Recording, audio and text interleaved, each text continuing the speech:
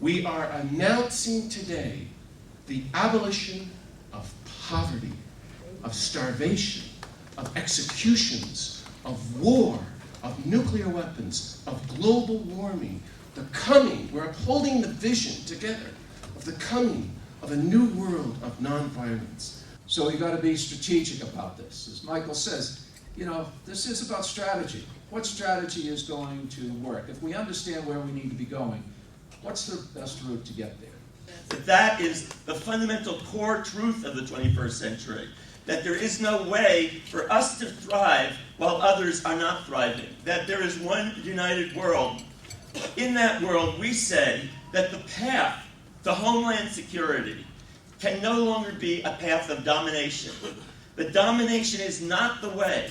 That it has not worked, it cannot work. The Global Marshall Plan that we have put forward is a plan that calls for dedicating 1 to 2% of the gross domestic product of the United States each year for the next 20 to once and for all end global poverty, homelessness, hunger, inadequate education, inadequate health care, and repair the global environment. And our perception of scarcity doesn't change the fact that there's enough.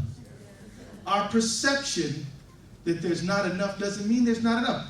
The fact that there might not be that much doesn't stop you and me from sharing for the people around us. There was enough. There is enough. There's enough for the Christians and the Jews and the Muslims and the Buddhists and the Hindus and the native spiritualists and anybody else you want to include. There's enough for the straights and the gays. There's enough. We don't have to throw anybody under the bus. There's enough for the people born in America and the people who have come here. Because to get pissed off and start swinging because you feel threatened is not an act of courage. In fact, it's an act of fearfulness and submission to fear. You knew us as the people who only thought about money and power, but we want to approach you in a different way. We have come to understand that the way to save this planet is now to go from a standpoint of generosity and caring. This is not a matter of winning an election, it's a matter of saving the soul of America. And if we don't do that, we lose everything, because my Jesus says you can gain the whole world, you can win all the elections, but if you lose your soul, what does it profit? What does it profit?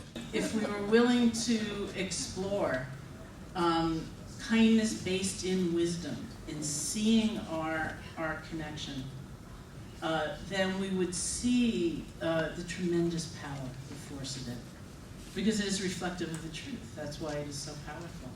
And it takes boldness to go there, it takes courage to go there, it takes a real daring to go there, and not just stay in the ordinary ways of thinking.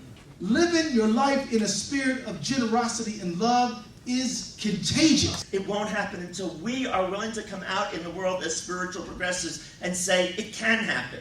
And I believe that, in fact, talking this language, far from moving to the center as the strategy for the Democratic Party, that moving towards the realm of hope, affirming hope and possibility, affirming a world without war, affirming a world of social justice, and affirming a world of love and kindness is the smartest strategy.